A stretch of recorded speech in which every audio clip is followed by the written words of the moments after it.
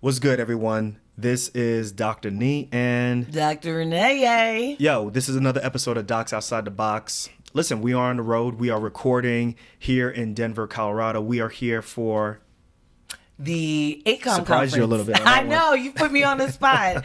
AACOM conference. Which is short for what? American Association of Colleges of Osteopathic Medicine, right? Yes, you got it. So they're doing their thing here in Denver, Colorado. They're doing their meeting thing, and Mile High City. They invited us here to come and speak on a panel. You want to talk more about that? Yeah, we're going to be speaking on a panel just about diversity, inclusion in medicine, specifically in osteopathic medicine.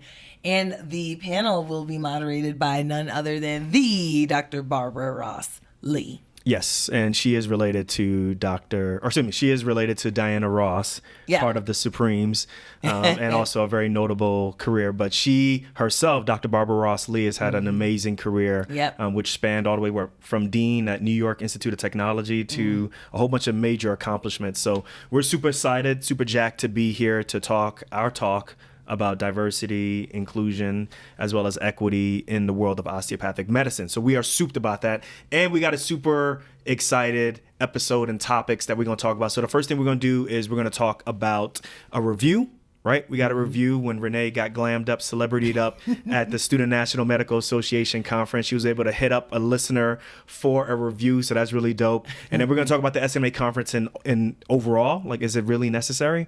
And then we're going to talk about survey.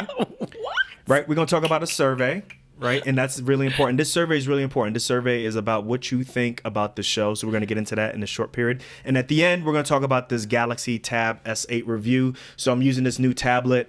My laptop is on its last, I don't know what's one, last legs. And I've been trying to upgrade to something different. So I thought maybe I'd get this tablet. And I'm going to let you know what I think about it about 2 months in. So what do you think? Let's rock your road. All right, so let's read this review. We got a review from Phil. It says, Phil from AMAC. Well, AMAC is short for the Annual Medical Educational Conference. That's basically the Student National Medical Associations. That's their year-end huge conference, workshop, meeting, whatever you want to talk about, a shindig. That's where everything happens. It was in Orlando, Florida. We went down there, and he hit you up. Yeah.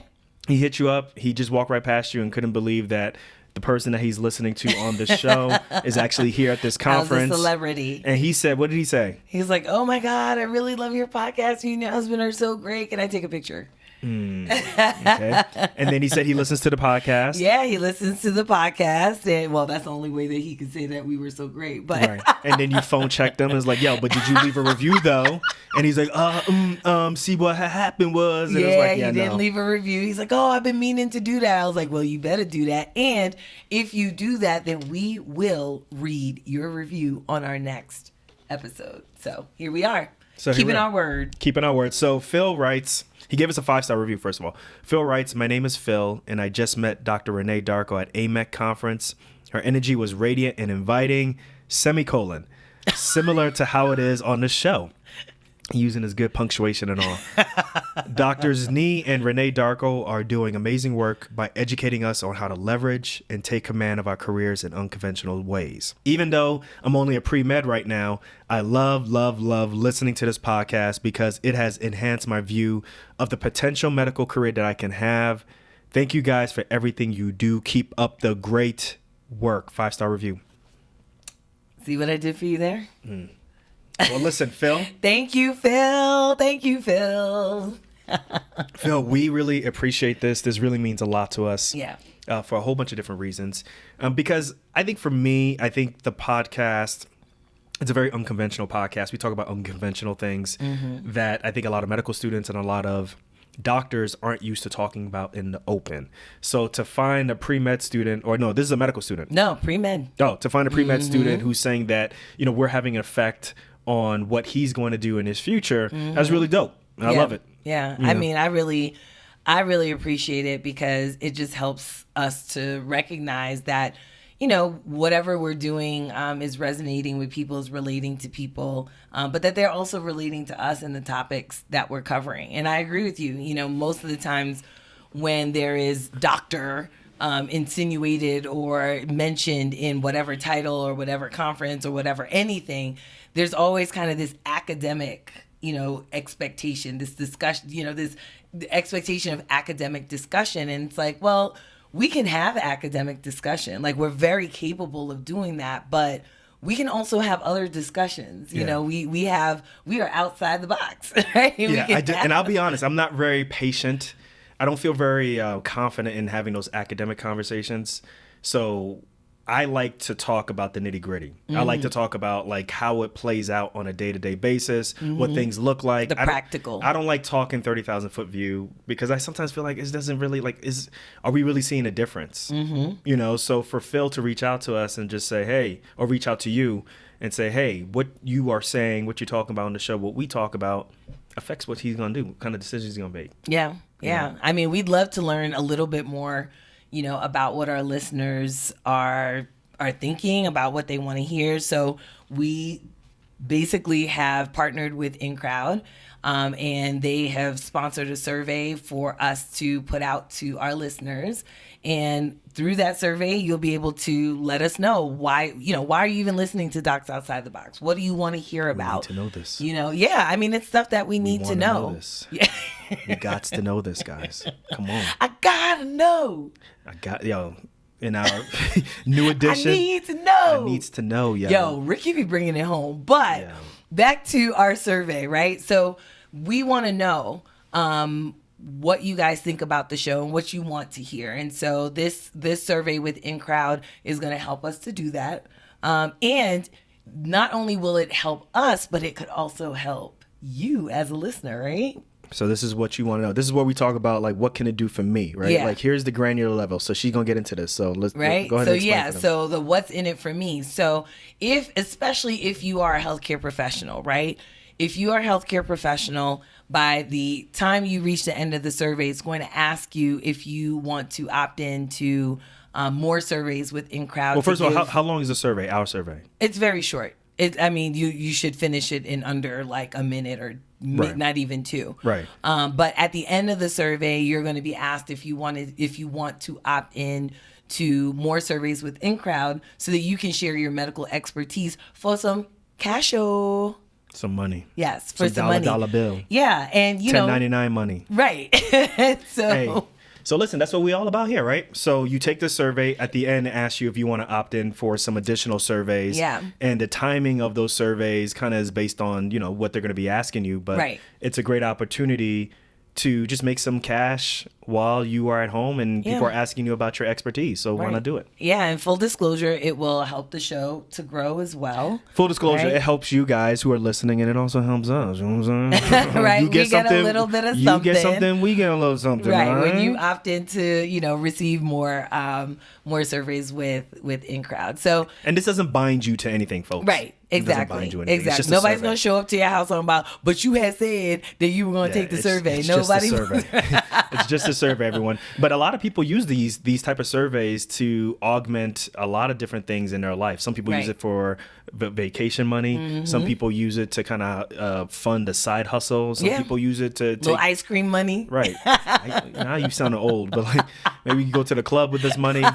Buy yourself one drink, right? If you're in New York City, right? But people have definitely, the more surveys you take, obviously, and then the types of surveys that you take, obviously, will help to increase the revenue that you get with it. So people have been known to make quite a few dollars with this. So like I said, it will help the show to grow as well. It will help us to kind of know what it is that you're thinking about our show, what you want to hear. So the link is going to be in the show notes. So please, Alfred, please. Put it in the video. Put it down below, right below us somewhere. I don't know. Put it right here. Hook it up. It'll also be in the description on YouTube. And then obviously people who are listening on your iPhones or on your Android. Yeah. It's going to be in the show description. So you don't have to worry about the long link. It's going to be there. Yeah. So we appreciate your help, guys. If you could do that for us, we would love it. So let's get down to the nitty gritty. Let's talk about this. So we are in Denver, but literally for the past 2 weeks, we've been traveling. Mm-hmm. We went to Orlando. You mainly were at the Student National Medical Association as an exhibitor talking about your dope app called Medic. Yeah. But you were also in other... Medic. If you are pre-med, you should be on Medic. Okay. All right. That's a little plug right there, y'all.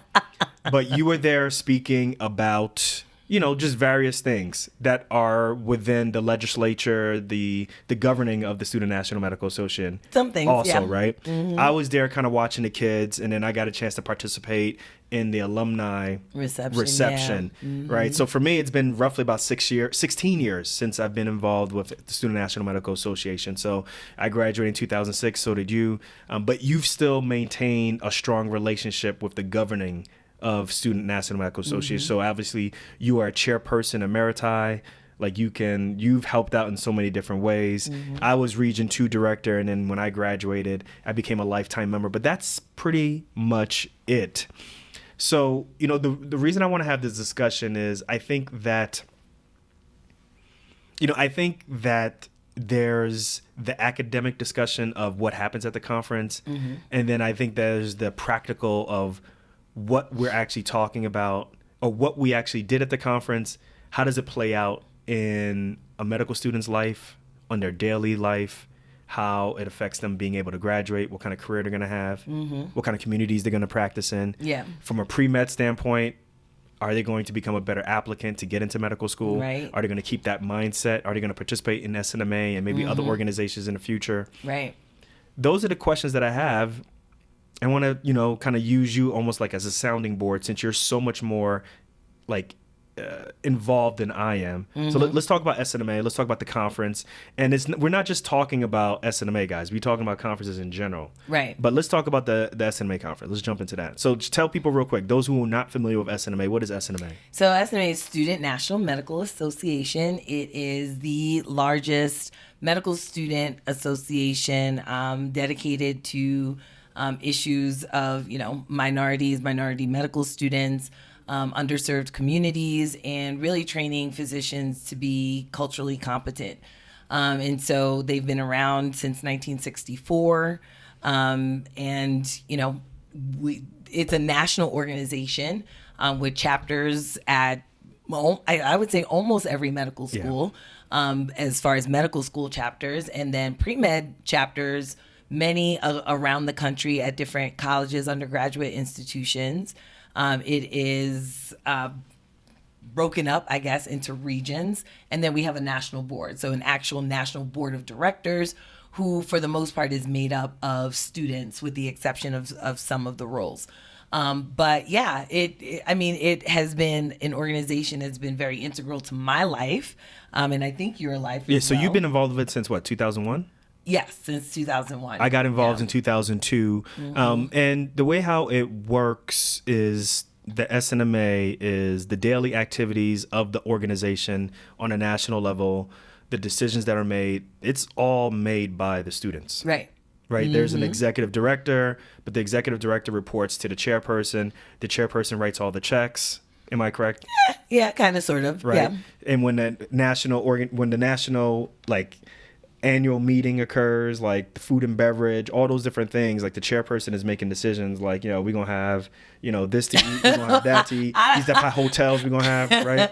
Well, to some extent, yes. Basically, the chairperson and, all the other students on the board essentially have to sign off on those decisions that are, those proposals that are made to them. So yeah, so in essence, they are signing off on all those things at that granular of a level, yes. And that's different from other organizations, right? Like that's different from the AMSA. Think so. That's different from, I don't remember the other organizations. The AMA SOMA has like a medical student section and so forth, right? I think so. I have not been a part of those organizations, so I can't say for sure. But my understanding of those organizations is that, yes, it is very different in that, the other organizations, the execution is done more by staff. That's my understanding. If I'm wrong, somebody let me know. But that's my understanding, that the execution is very much done so by their staff. Okay. So on a chapter level, the way how if you are familiar with SNMA, or even if you're not familiar with SNMA, the way how it works is each chapter at a medical school will have a president. they'll have a vice president and, you know, all the other things that any other organization have, treasurer, secretary, all that stuff. But the way how it plays out is there's going to be certain things that they're going to be doing. Community service, that community service may play out as a normal health fair. Like a health fair or, volunteering at a school. Right. Yeah. Right. Mentoring. Talking to pre-meds. Yep. Helping them get into, or at least understand the process of applying to medical school. Yep. Some of the members of an SNMA may be involved with admissions, we hope, so that when students of certain backgrounds come to the school, you know, they are there to, you know, provide an ability to answer questions for these students, for these prospective students. Yeah. And even just a perspective that just the school in general just doesn't have. Right. In general, right? So that's one thing, how it plays out. On a regional basis, like you said, each of these chapters belong to a larger region. There's 10 regions. And, you know, on a yearly basis, there's a regional conference. And then from there... Which you did 2 regional conferences. Right. I did 2 regional conferences, which were dope, right? One at Northwestern, and then the other one was at... Minnesota with the Mayo Clinic. Yep. So Region 2? That's how we do. Right? And Region 2, you heard? That's your call and response. that was it, right? I can't remember. I don't know. Yeah, that was our call and response. I wasn't the regional director. I started that, by the way. So Region 2? that's how we do. That's it? That's how you gonna say it? That's how I'm gonna Region 2? I'm 16 years out. Like, look, I'm Come old. on, I ain't got man. time for all Like, please, we have people from HU don't go, you know. Like, Hey. you know. Hey, if you're in Region 2, write to us. Let us know what you think. If I'm not bringing the energy, Region 2? that's how we do. Okay, that's better. We'll take All it. right? That's how we do. And then from a national component, there's like all of these agendas, and people are running for president, people are running for vice president, people are running for parliamentarian, all these different things. Listen, it ain't no different than when you in another organization. It's the same thing. It's just that it's run a little bit differently. Right. So, you know, for me, my experience in medical school with SNMA is way different than my experience after when I graduated with How SNMA. so? So How for me, slay? I'm 16 years now. I'm out of SNMA. I'm the old head, right? Right? I'm the old head. Yeah, you old. So how I thought about medical school, how I thought about what my contribution was going to be is a lot different when I was in SNMA versus when I left. How I look at things now versus how I looked at things before.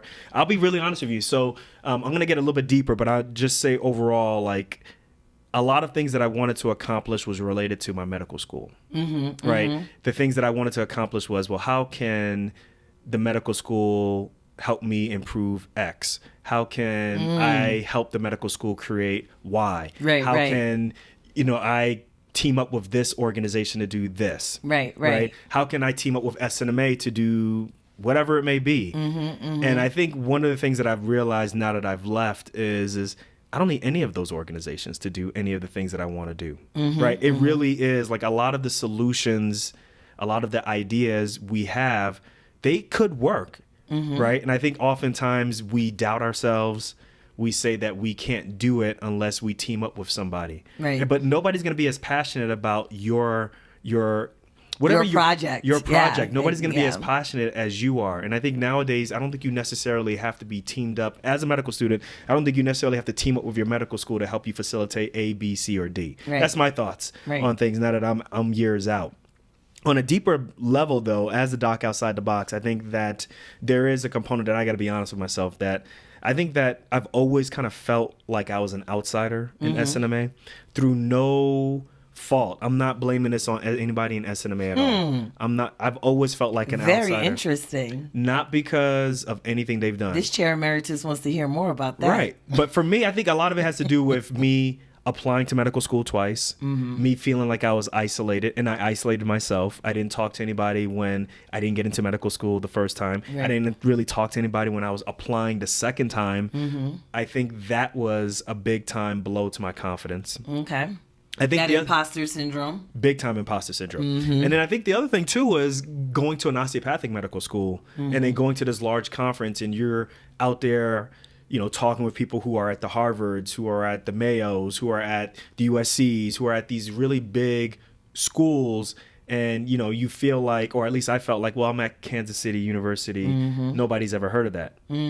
Oh, I was wrong. Right, I was very wrong. So guys, I'm not telling you that this is correct. I'm just letting you know what was That's in my how you were head. feeling. Yeah, what was in my head. So I always kind of felt like I didn't belong at first. I did not know that. Yeah, there was a lot of conversations that people would have that were academic. That was just like, first of all, I don't really talk like that, right? I'm very granular. Practical. I'm very practical. And sometimes I think that there's a lot of things that we talk about at conferences, and I think it goes over a lot of people's head. So before I jump into that, though, before I get more into that thought, let's take a break. What do you think? Yep. Time to take a break? Yep. All right, y'all, we're going to take a break. We'll be right back. All right, we are back. We're back to me getting emo. I'm getting all up in my emotions, all in my feelings. You need a tissue. I know, right? So yeah, I mean, I think one of the things too is I put everybody on a pedestal, on SNMA. But everything changed when I realized that there's definitely a bunch of people here who were doing post-bac programs. Well, just like you. A lot of people who were, non-traditional students, and that's when I was like, oh, I get it now. I was all up in my feelings. And meanwhile, nobody cared. Nobody cared. Nobody cared about that. Nobody cared. But I do think that in SNMA, the med students who are in it, who are doing stuff, I do think that they have a lot of great ideas. I do think that it's like when you give a scholarship to an A student.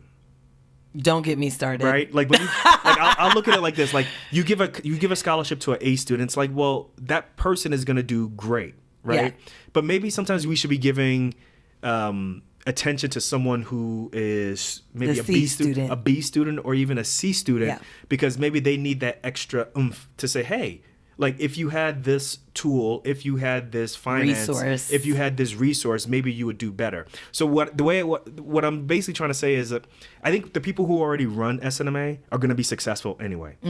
Right? They're going to be successful anyway. But I think a lot of it also is well, I go to this school and they're backing me, and therefore I can do X, Y, and Z.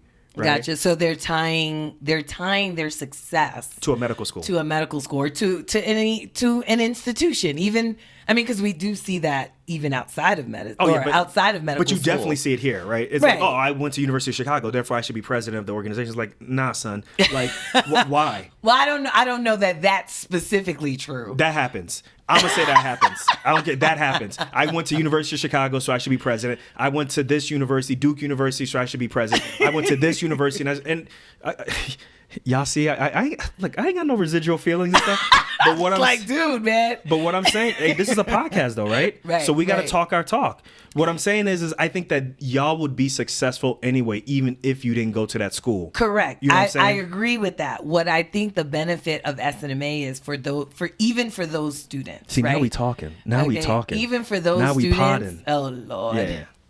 So what I think is important for those students, even those students who you're like, well, you're preaching to the choir kind of thing, right? Like this is a group of students who is going to be, who are going to be successful anyway.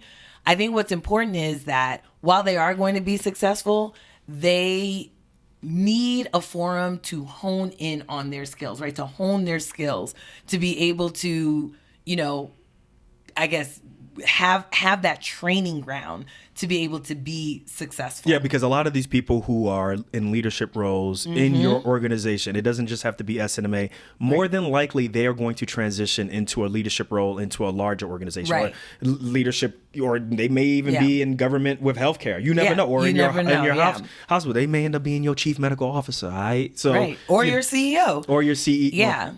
Possibly, right? Possibly your CEO. Do you have a degree in Spanish? Possibly. Hey, you said it, not me. But it's possible. So for the folks who are not going to SNMA and looking to do that, you're looking for SNMA for maybe that social component.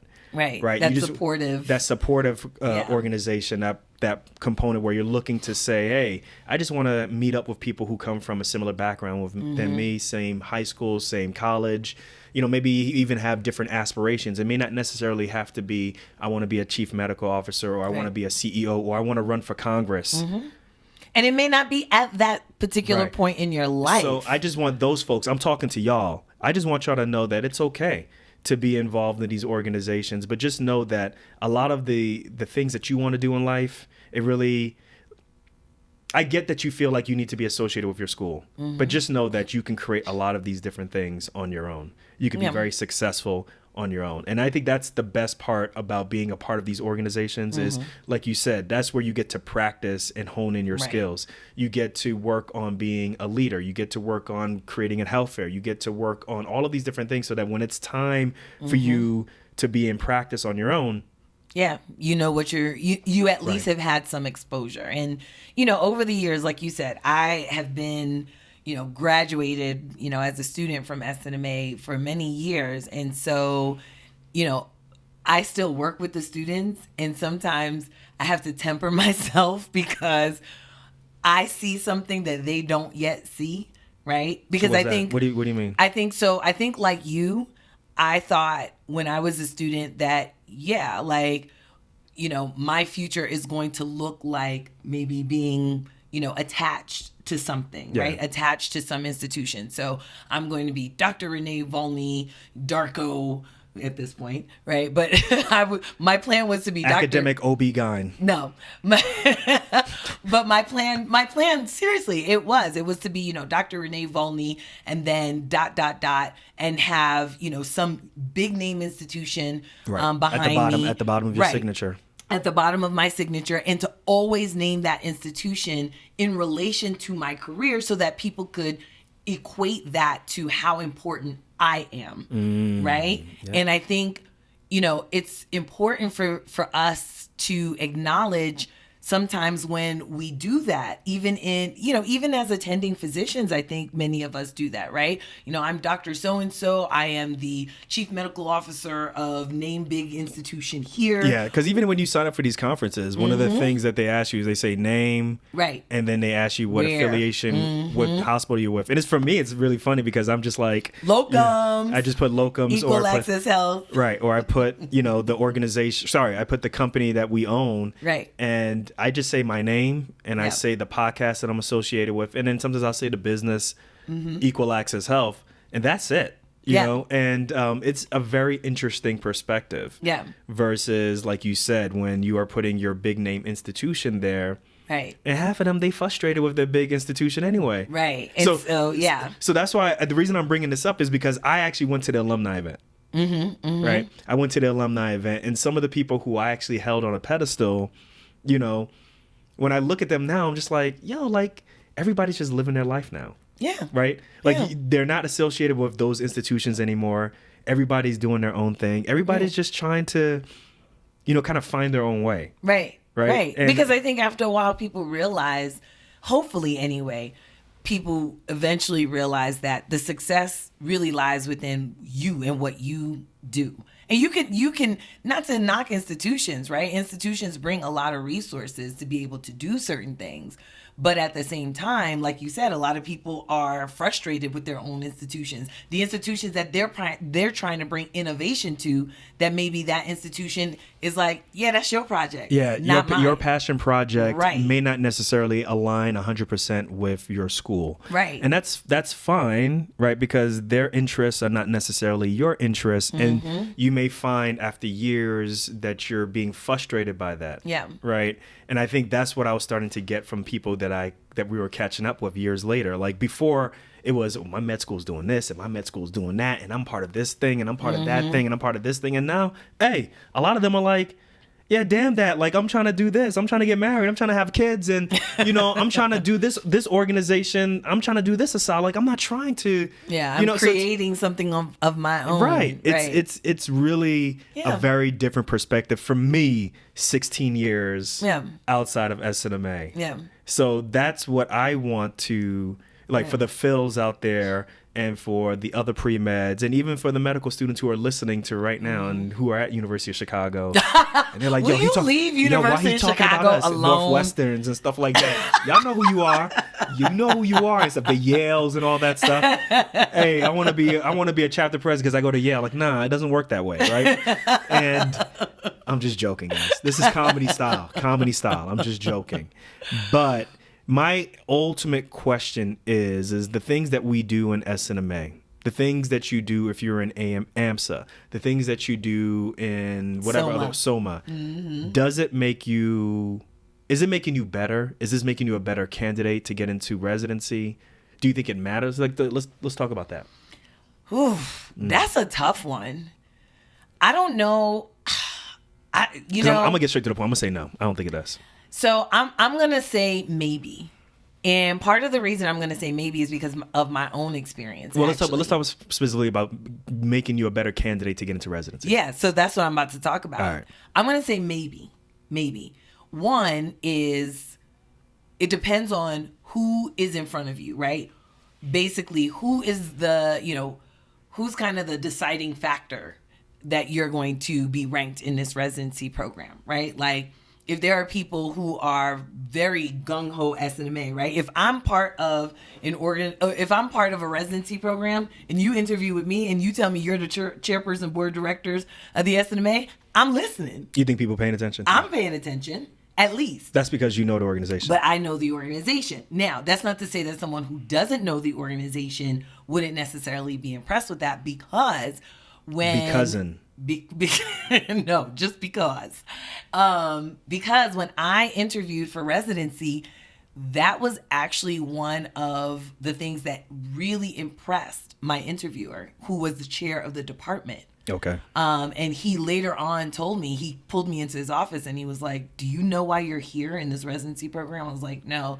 And he basically was like, yeah, I wanted you here after your interview. Like, I just thought that, all the things that you were doing were very impressive. So now what you did, all the orthopedic residents, or all the orthopedic medical students, or excuse me, all the people who want to go into orthopedics are like, yo, I'm about to be president, chairperson of SNMA so that I can have someone come. Like, nah, it doesn't work like that, guys. Ortho be going hard, though. Man, don't get me started on ortho. Ortho be going hard. So real quick, with ortho, y'all need to sit down a little bit, take a break. For those who want to go into ortho, explain this to me. How is it that y'all are the smart? Y'all get the highest grades on the standardized test. Don't go there. Y'all get the highest grades on the standardized test, and y'all be talking about how y'all the smartest. And then when you finish residency, you don't even know how to replace potassium, yo. Like, come on, yo. That was your experience with one ortho. No, it's not. What are you talking about? I dare someone who is ortho residency right now, or someone who's an orthopedic surgeon, to contact me right now and say they know how to replace a potassium, or not even say that you know how to that you have replaced potassium. Come on, yo, stop. And they be claiming they the smartest person. Same thing with plastics. Like, y'all talk about how y'all the smartest people, and y'all get the highest grades. And then what happens in residency? Well, okay, let's put this into perspective. Comedy style, everyone. Comedy style. I'm just joking, y'all. I'm just joking. How many emergencies, like real emergencies, do plastics and orthos really like life-threatening emergencies? Orthopedics does. They're involved in a lot of life or limb type things, and obviously plastics with Stevens Johnson and so forth and things like that. And Stevens Johnson and Burns. How many times? But hold on a second. Wait, plastics is going in on burns like as they come through the door? No. Okay. No, but wait. So the higher your grade, the more likely you are, the less likely you are to save a life in an emergency. I think that's true. The higher your board score, the lower your chances. Boy, we're going to have some plastic surgeons and some orthopedic surgeons after us. But you know what, though? They're going to be like, yeah, he kind of right, though. Listen, all those people who got the 30th percentile on their boards, guess what? Y'all are the lifesavers. Watch our download numbers go down. I know my board scores weren't that high. Family med, Peds, OB, all of us. Trauma surgery. Yeah, surgery up there too, though. Y'all are really competitive. We competitive, but I'll be the first one to tell you my OB scores. OB kind of competitive too. My scores were not up there. And yeah, but listen, it's just funny how the chips fall with that kind ortho, of thing, right? Plastics, we love you all. What y'all do is dope. But come on, let's talk for real. Word. Leave the specialties alone. Word. We're just joking. Word up. So let's go back to this. So I think in terms of, does it make you a better candidate for residencies? Yeah. Depends on if the program recognizes whatever that organization is, or they even know, right? But is it more for a different reason? Because I think it's better for a different reason. Okay. Right. Which is, it's just prepping you to do, it's prepping you to, it's teaching you how to work with people, right, from different backgrounds. Because you're going to meet people from so many different backgrounds, medical schools, experiences, money, all those different things. And you got to try to figure out how to get people on the same, what's the word I want to use? People on the same voice, people on the same platform, people understanding, hey, we got this goal. Let's try to go towards that goal. That's really tough because when you're trying to create your own practice and you're hiring a medical, what's the word I'm looking for? I'm blanking out on today. Like a manager. You know, You're going to have a nurse. Yeah. Then you're going to need someone who can, you know, do the intake. Basically all of your staff. Right? You got to have them you have to have them buy into why your practice is going to be way better than someone else's practice across the street. Yeah. And that is not just a job, because it can't just be a job for them, because guess what? That's your practice and that's how you eat. Yeah. So, but I think for me, looking back, I think that it was well worth it. I think the time that we took away sometimes to go to a national conference, that was worth it. Because every time I came back, I always felt like, oh, wow, I stepped my game up because I was able to network with this person and network with that. The thing that we didn't talk about is the pre-med fairs that happened there and the connections that occurred there, as well as the residency fairs that occurred there and the connections that people make. Like, I remember Stephen Bradley, who's host of the Black Doctors podcast. He's an anesthesiologist. He's dope. His show is dope. You need to check it out. But he was talking about how when he was at an SNMA conference as a medical student, he was able to see the program that he really wanted to go to, and he was able to make a connection, and then eventually he ended up there. Yeah. Right. Like, those are the things that we don't talk about. Yeah. Yeah. We haven't talked about that. And that's one of the things, you know, one of the reasons that I had my booth, you know, at the conference. I had my pre-med strategies booth, MEDEC program. And one of the things that I kind of advise the students to do, the pre-med students, you know, I had pre-med students and said, hey, you know, so you're going around here, you're collecting a lot of information. Yeah, you know, we're meeting a lot of people. We're getting to know, you know, a lot of these programs. And I said, oh, that's great. How many of them know who you are? You know? And I think sometimes, again, right, the whole notion of the importance of us, right, the success of us, the person who we are, we often downplay that. And so even at the pre-med level, I'm like, don't downplay that. Make these schools know who you are. Tell them your story, because at the end of the day, you should be connecting with these people later on after the conference on a consistent basis. And doing that, obviously, well, maybe not obvious to pre-med students, but doing that on a consistent basis might turn that recruiter into an advocate for you once your application comes across the screen. So, you know, it's just really important to know how to navigate those exhibitor fairs. You know, I say the same thing for medical students who are going around to the residency programs. It's like, it's important. Yeah, you know about the program, but they don't know who you are. Yeah. Make them know who you are. So tell your story. That's a tool that you get to practice that we don't necessarily talk about in medical school, which is the power of networking, right? Because you're learning the first 2 years, that's all about how well you're doing in your grades, what can you memorize, what can you regurgitate, how well you do on your tests. And then the second part, which is, I think some people find it hard, is the ability to connect with someone and convince them that you are a valid candidate, a worthy candidate to go into this residency. And that oftentimes is going to go beyond your test scores. Right. It's going to go beyond, you know, who you know, what school you're at. Actually, it's about who you know. Yeah. No, it's about who knows you. Who knows you. That's a good point. It's about who knows you. So, you know, look at yourself as your own institution, if you will, and treat yourself as such. I like that. So listen, let's move away from this topic. Did we beat that horse to death? I think we did. I think we did. We're going to have some specialties that are mad at us, but hey, that's the whole point of podcasting, right? Is to conjure conversation. Go ahead. You will have a string of 1-star reviews. Yeah, they'll be all right. They will be all right. That's what we thought about Joe Rogan, right? Joe Rogan was going to feel the pain, but he actually just came out and said that he got a bump in subscribers, 1 to 2 million. You ain't Joe Rogan. Thanks, Renee. Thanks, Renee.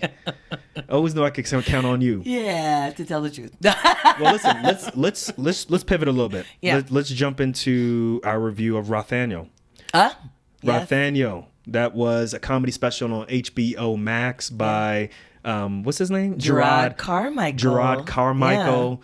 Previous or whatever his show, the Carmichael Show on NBC, and numerous HBO specials in the past. Came out with this really dope special on HBO Max called Rothaniel. Which is his first name. That he doesn't use. Oh no. Thoughts? What do you think? Because there's a lot of different topics he talks about. What I think about the name Rothaniel? Besides Rothaniel, right, which is a horrible first name. I'll be the first one. I'm not gonna call nobody's name horrible, but I would not name my child Rothaniel. Hey, so there's Rothaniel the name. He also talks about he came out as gay in this. He also talks about the infidelity of his father and him hiding it. Alongside his brother, and how they hid it from their mother. But meanwhile, everybody knew. There's a whole host of things that they talked about, that he talked about on the show. And I found overall, I think the common theme in this HBO special was vulnerability. Right? He was vulnerable the entire time. And very interesting. And he just turned it around into just funny moments. It's one of the best comedy specials that I've seen in a while. You already know who my pantheon of comedians are. I don't think he's up there. And I don't think it needs to be up there, but this was really, really good. He was very vulnerable. He laid it out, from talking about him coming out to his father cheating on his mom multiple times with people in town. His best friends knew. Everybody knew. Best friend's aunt. Best friends, she knew him, right? Knew his father. To just how he was raised. And his relationship with his family. Oh man, it was dope. What are your thoughts? Tell me what your initial thoughts are. Come on. It definitely was not something that I expected. That's it? Come on, give me more. I am, but you gotta let me talk. All right. Well. So, no, it definitely wasn't what I expected. I thought it was just, I thought it was going to be a laugh out loud. It wasn't. It was just kind of this cerebral, it was smoky vibes. I got a lot of Dave Chappelle vibes from it, where he sits down in front of people and he takes a smoke. Funnier than Dave Chappelle. But yes, I felt like it was funnier than Dave Chappelle. What I really thought was interesting was how sensitive the nature of the content that he was talking about, but that he could still find the humor in it. Shit was funny though. There's a lot of funny, but my man is going through stuff. He's going through stuff. He's definitely going through. So you could just see by his whole demeanor, his gestures, his posture, everything. You could just see man, this is uncomfortable, but I'm gonna go through this anyway. I find it was almost like a comedic therapy session. Right? It was almost like a comedic therapy session. But it just really talked about how him coming out was very difficult for him, and that he had kind of this almost this masculine head, talk. Pause. Right? Pause. Yeah, this masculine, Pause. This straight masculine, I should say. Straight masculine head talk. Right? That was just kind of yo, you gay? No homo. No homo. Exactly. Right? And the fact that he was saying that, really, it just really put a window into his life, into how he saw himself and how he wanted people to see him and how people expected to see him. But it's I think a lot of people think that it's clean. I think a lot of people think that it, when you come to a certain decision, it's a very sanitized version of, I came to the decision, this is who I am, and that's it. And it's no, you're still going to have conflicting thoughts. Right. There's how he was raised, and even his own thoughts about himself and what he's saying. Remember, there was a point where he's I'm gay. I'm gay. Just talking himself into it. Extra straight masculine vibe he had to have. But he found comedy in it. Right. And he wasn't making light of it, though. No, but that's the great part of it, right? He found humor in it, but was not making light of it. It was very apparent that this is something that he's going through. Obviously, he's not the only person, who's been through something like this, but he was just sharing his experience. And it just let you know, if he could go through something like this, other people are going through this too. It's crazy. But, you know, you talk about the dichotomies of things. I think the interesting thing was when he mentioned how his mother was able to get over forgiving his father for cheating. For years of infidelity. Had children with other people. All around town. She had a very difficult time, or continues to have a very difficult time, forgiving him, quote unquote. He doesn't need to be forgiven, but finding forgiveness, quote unquote, or acceptance. About his. That's a better word. I'm sorry, guys. His being gay. Yeah, it should be acceptance, accepting him for being gay. It's just like, wait, what?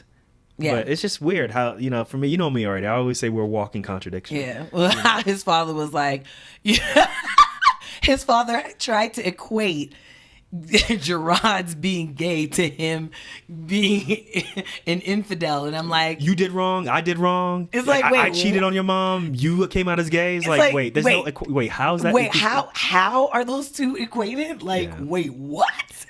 And it's less than 60 minutes. Yeah. The vibes were real chill. Yeah. It's dope. Good. It made me miss New York a little bit because it starts off with on a snowy New York evening, and it was really good. Yeah. Rothaniel, Jerrod, Carmichael, kudos to you. 2 thumbs up. 2 thumbs up. 5 stars. What you can learn from that is, what I learned from that is listen, we all got a story to tell.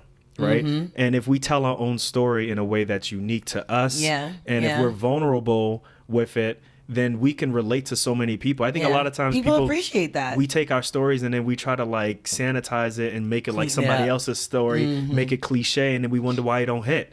Well, it don't hit because that's not your unique story. Yeah.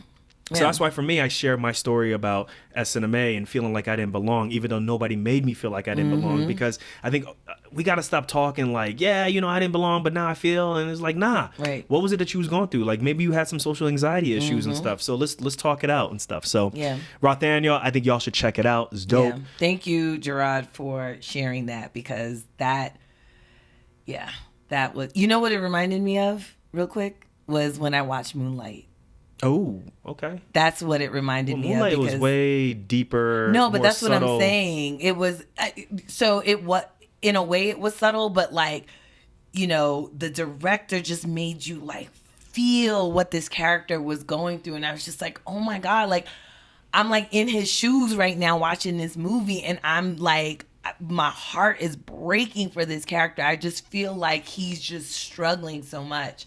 So it just reminded me of that feeling that I got when I was watching Moonlight. So, Well, make sure y'all check it out. All right, y'all. So let's go ahead and pivot again.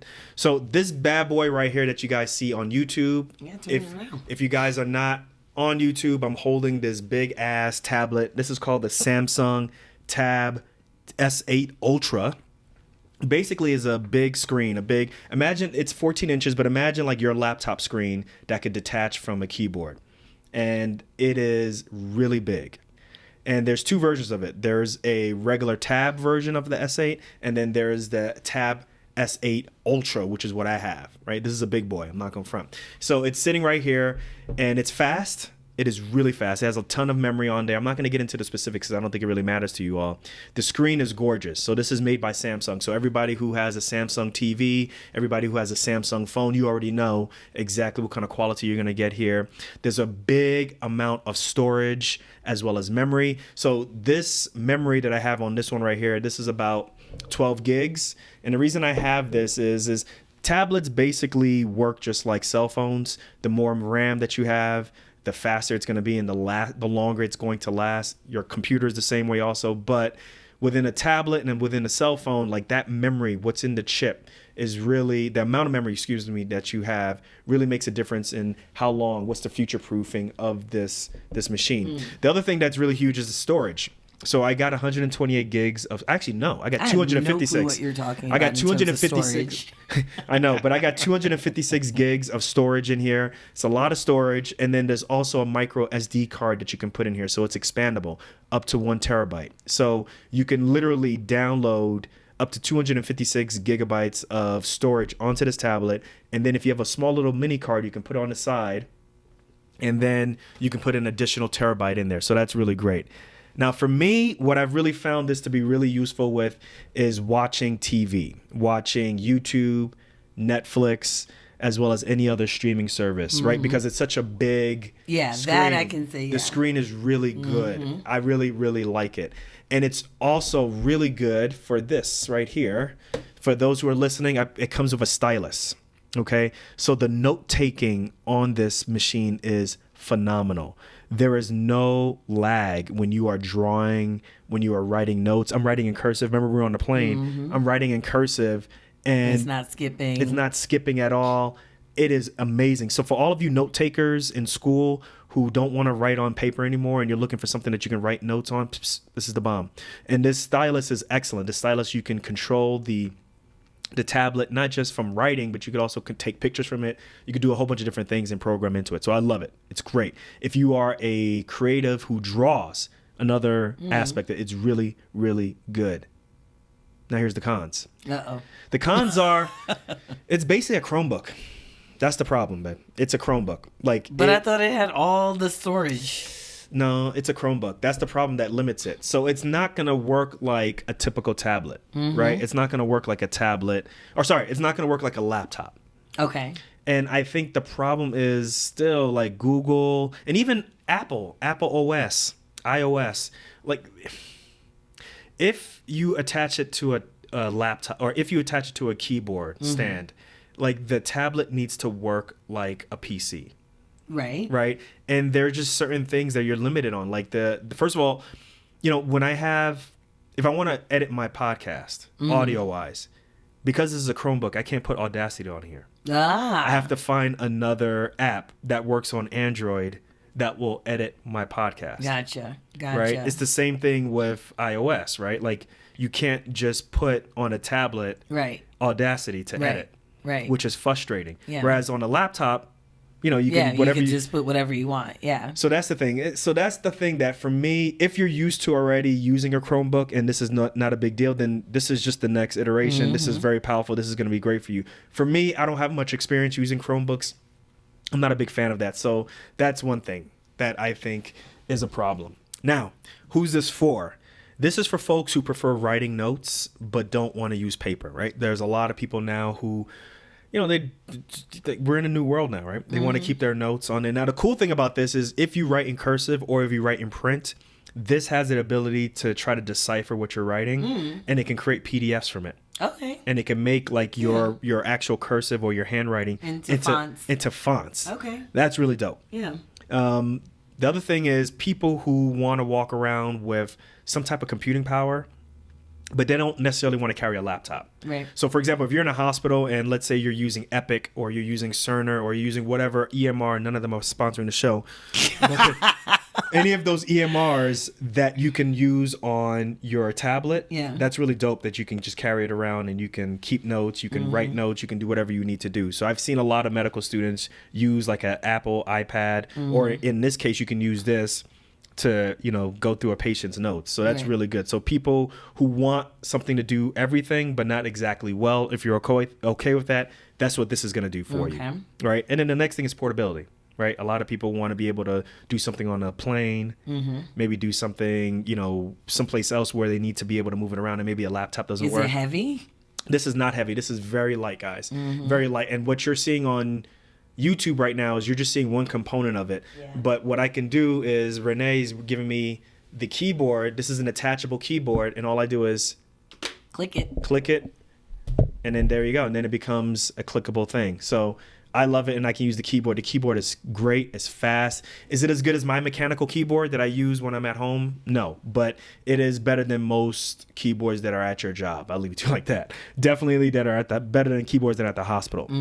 So I think it's good. Now, the other thing that this is really good for, I didn't realize this, is because this is Android, you can take all of the distractions that are on your phone, all of the apps, all of whatever it may be that's on your phone, maybe even on your laptop, and put it on this machine right here. So you can get distracted while you're using this. Well, yeah, you can get distracted while you use this, right? But when you are on your phone, you're not going to get those Facebook messages. You're not going to get those WhatsApp messages. You're not going to get all of those different things. You can literally take all of that stuff off of your phone and put it onto this. Okay. So yes, you're right about that. But that goes in line also with me trying to remove social media from my phone. Right. So I would think it would be easier to scroll on your phone than on this tablet. But then again, I'm not a tablet user, so it's harder to scroll on this. Like particularly if you're bringing up like the web. Yeah. It's harder. So like the other thing that's an issue that, you know, once again, Chromebook, a lot of these apps like Instagram,